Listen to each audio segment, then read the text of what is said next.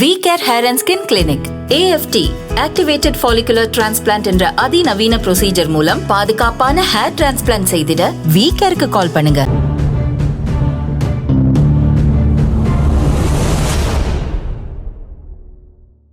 வணக்கம். மற்றொரு உண்மை நிறுத்த நிகழ்ச்சியோடு இணைந்திருக்கின்றோம். இலங்கை அரசியல் வரலாற்றில் புதியதொரு திருப்பத்தை ஜனாதிபதி தேர்தலிலும் நாடாளுமன்ற தேர்தலும் ஏற்படுத்தி இருக்கிறது. ஒட்டுமொத்த இலங்கை மக்களும் தங்களின் விருப்பத்தை தேர்தல் முடிவுகளாக்கியுள்ளனர்.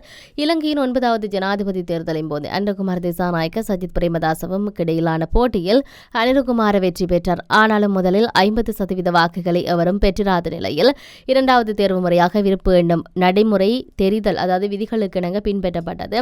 இதனையடுத்து அனுரகுமார திசாநாயக்க 5,74,179 வாக்குகளை பெற்று இலங்கையின் 9வது ஜனாதிபதியானார்.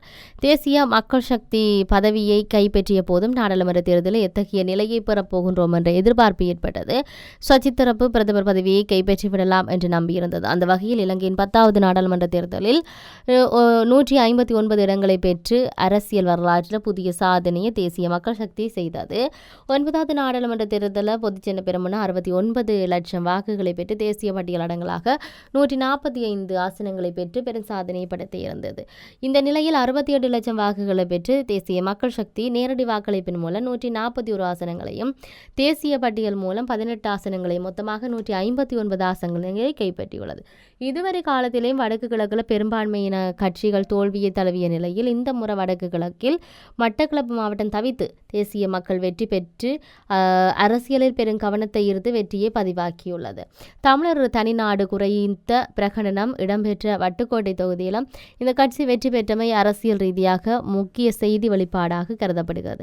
ஒட்டுமொத்தமாக அதாவது 3/2 பெரும்பான்மை பெற்ற பெருவெற்றியாகும். கடந்த 2010ஆம் ஆண்டில் மஹிந்த ராஜபக்ஷ ஜனாதிபதியாக இருந்தவழி பல்வேறு அரசியல் கட்சிகளையும் தன்னுடன் இணைத்து பல அரசியல் முக்கியஸ்தர்களையும் பல்வேறு விதமான அணுகுமுறைகளுடன் இணைத்து தேர்தலில் வென்ற போதும் இத்தகைய வரலாற்று சிறப்புமிக்க வெற்றிய பெரும்பான்மையை அவரால் பெற முடியவில்லை என்பது இப்போதைய தேர்தல் வெற்றியில் இன்னும் துலக்கமாயுள்ளது. இந்த நிலையில தான் பெரும்பான்மை வெற்றியை வைத்து இலங்கையை புதிய திசை காட்டி கொண்டு செல்ல போகிறதா, அதாவது மாற்றம் தேவை என்பதற்காக வாக்களித்த மக்களுக்கு பெரும்பான்மையை வைத்து இந்த அரசு மாற்றங்களை உருவாக்குமா என்பது இலங்கையிலும் இலங்கை அரசியல் குறித்து உலக நாடுகளும் முக்கிய கேள்வியில் உள்ளது. இந்த நிலையில் 3/2 பெரும்பான்மை இருந்தால் நாடாளுமன்றத்தால் செய்ய முடிந்த சில அதிகாரங்களை பற்றி இங்கு கவனிப்பது பொருத்தமானதாக இருக்கும்.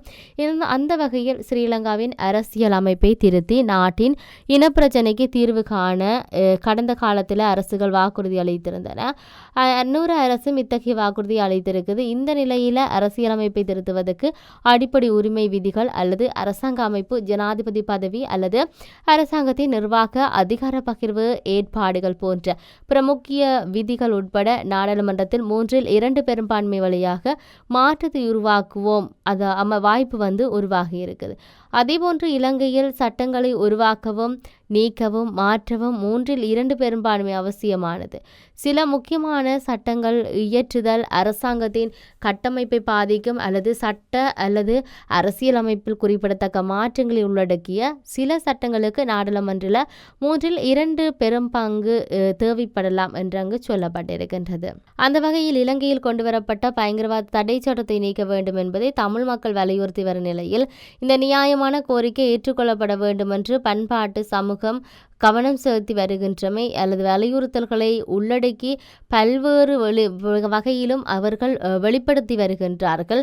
எனவே அனுர அரசு வரலாற்று சிறப்புமிக்க இந்த சந்தர்ப்பத்தை பயன்படுத்தி வரலாற்று சிறப்புமிக்க செயலை ஆற்றுமா என்பதே அனைவரும் எதிர்பார்ப்பு. நாட்டின் உயர்மட்ட செயற்பாடுகள் மற்றும் நீதி பொறிமுறை தொடர்பான விடயங்களிலும் 3/2 பெரும்பான்மை அவசியமானது. உச்ச நீதிமன்ற நீதிபதிகள் போன்ற சில அதிகாரிகள் பதவி நீக்கம் செய்தால் சில தேசிய வாக்கெடுப்புகள் முன்மொழிதல் நாடாளுமன்ற சட்டங்கள் அதுக்கே உரித்தான நடைமுறைக்கான உருவாக்குதல் சட்டங்களின் மாற்றங்களை கொண்டு வருவதற்கோ அல்லது குறிப்பிட்ட சட்டத்தை இல்லாது ஒழிப்பதற்கோ 3/2 பெரும்பான்மை தேவைப்படுகிறது. அதேவேளை அரசியலமைப்பு திருத்தத்துக்காக சட்டமூலம் ஒன்றை அந்த சட்டத்தின் மூலம் விரிவு பெயரில் அரசியலமைப்பு திருத்தத்துக்காக சட்டமூலம் தெளிவாக குறிப்பிட்டிருக்க வேண்டும். அரசியலமைப்பு சட்டமூலமானது 3/2 பெரும்பான்மையுடன் அல்லது 3/2 பெரும்பான்மையுடன் சர்வஜன வாக்கெடுப்பின் அங்கீகாரத்துடன் நிறைவேற்றப்படலாம். அத்துடன் மத்திய வங்கியின் சம்பள அதிகரிப்பு மற்றும் நிதி தொடர்பான சட்டங்கள் மற்றும் நடைமுறைகளும் பெரும்பான்மை நிலை மாற்றத்தை ஏற்படுத்த வழிவகுக்கும். நாடாளுமன்றத்தை சுத்தி போடுவோம் என்று ஊழல்வாதிகளை வீட்டுக்கு அனுப்புவோம் என்றும் புதிய இலங்கையை உருவாக்குதல் என்ற கோஷ நிலைகளில் எல்லாம் தேசிய சக்தியின் பிரகாரம் அமைந்திருக்கின்றது. அந்த வகையில் நாடு முழுவதும் புதிய அதே நேரம் அதிகளவில் படித்த இளைஞர்கள் தேசிய மக்கள் சக்தியினூடாக நாடாளுமன்றத்துக்குள் வாங்கப்பட்டிருக்கிறார்கள். பேரம் பேசல்கள், கட்சி தாவல்கள் என வழக்கமான அரசியல் ஆட்டங்களற்ற ஒரு ஆட்சி சூழலை அரசியல் நிலையை இலங்கை எட்டியிருக்குது. கடந்த காலத்தில் ஏற்பட்ட அறிவற்ற செயற்பாடுகளில் இருந்த நிலையில் இலங்கையில் இனியாவது மக்களின் வாழ்வில் பொருளாதார சுபிட்சம நிறைவும் கொண்ட வாழ்வை அனுபவிப்பார்கள் என்ற எதிர்பார்ப்பும் நாடாளுமன்ற தேர்தலில் பின்னரான நிலைகள் ஏற்படுத்தி உள்ளன என்பதை இந்த இடத்தில் சொல்லக்கூடியதாக இருக்கின்றது. இதேவேளை கடந்த காலத்தில் மைத்ரிபால சிறிசேன மற்றும் ரணில் விக்ரமசிங்கே ஆகியோர் நிறைவேற்று அதிகார ஜனாதிபதியை நீக்குவோம் என்று வாக்களித்திருந்தனர். ஆனால் அவர்கள் அதை செய்யவில்லை. அனுரகுமார் திசாநாயக்க தரப்பு நிறைவேற்று ஜனாதிபதி முறைமைக்கு எதிராக பேசியதுடன் அதனை நீக்க நடவடிக்கை எடுப்போம் என்றும் கடந்த தேர்தலை பேசியிருந்தார்கள். இலங்கை தனது இறுதி நிறைவேற்று அதிகார ஜனாதிபதியை தெரிவு செய்துள்ளது என்றும் அந்த ஜனாதிபதியின் பதவிக்காலத்துக்கு பின்னர் நீங்கள் நிறைவேற்று அதிகார ஜனாதிபதியை பார்க்க மாட்டீர்கள் என்றும் ஜேவிபியின் மத்திய குழு உறுப்பினர்கள் சுனில் ஹெந்துநெத்தி கூறியிருந்தார். எனவே இதனை 3/2 பெரும்பான்மையை கொண்ட அனுர அரசு நிறைவேற்றுமா? அதேபோன்று அனைத்து இன மக்களும் சம உரிமையை உறுதிப்படுத்தும் வகையில் புதிய அரசியலமைப்பு அமையும் என்றும் புதிய நாடாளுமன்ற கூட்டத்தொடர் ஆரம்பமாகி சுமார் 3 மாதங்களுக்கு பிறகு புதிய அரசியலமைப்பை இயற்றுவதற்குரிய பணி குறித்து கவனம் செலுத்தப்படும் என்றும் ஜனாதிபதியாகிய பின்னர் அனுரகுமார திசாநாயக்க தெரிவித்திருந்தார். கடந்த காலத்தில் ஆட்சி புரிந்த இலங்கை அரசுக்கும் புதிய அரசியலமைப்பு வழியாக தமிழர் பிரச்சினைக்கு தீர்வு முன்வைப்போம் என செயற்பாடுகளை ஆரம்பித்தமையும் இங்கு குறிப்பிடத்தக்கது. எனவே 3/2 பெரும்பான்மையை வைத்து இந்த மாற்றத்தை அனுர அரசு உருவாக்குமா? இப்படியான பெரும்பான்மையை வைத்து முன்னெடுக்கப்படும் செயற்பாடுகளை மாற்றமாக அமையும். அதுவே மாற்றங்களை எதிர்பார்த்த மக்களுக்கு பதிலளிக்கும் திசை காட்டி அந்த மாற்றங்களை உள்நோக்கி நகருமா? இலங்கை அரசியலில் தனது பயணத்தை வெற்றியையும் திசையுமாக பதிவு செய்யுமா? இலங்கை எனும் தேசம் இத்தனை ஆண்டுகளாக ரத்தமும் அதன் வாடையும் நகர்ந்து கொண்டிருந்தது. தேசிய இனங்களுக்கு இடையில் கிடைக்க வேண்டிய உரிமைகளும் நலன்களும் கிடைக்காமல் நயவஞ்சகத்தினத்தால் வீழ்த்தப்பட்டு கொண்டிருக்கிறது. இவற்றை இன்னும் மக்கள் மறக்கவில்லை. அந்த தேர்தல் முடிவு ஒட்டுமொத்தமாக இந்த முக்கிய மாற்றத்தை கேட்டு நிற்கிறது. அதனை அனுர தலைமையிலான புதிய அரசு செய்து முடிக்குமா அல்லது முந்திய அரசு செய்த அதே அரசியலைத்தான் செய்து காலத்தை கடத்துமா என்பதை பொறுத்திருந்து தான் பார்க்க வேண்டும். மற்றொரு உண்மை நலச நிகழ்ச்சியோடு இணைந்திருப்போம். வணக்கம்.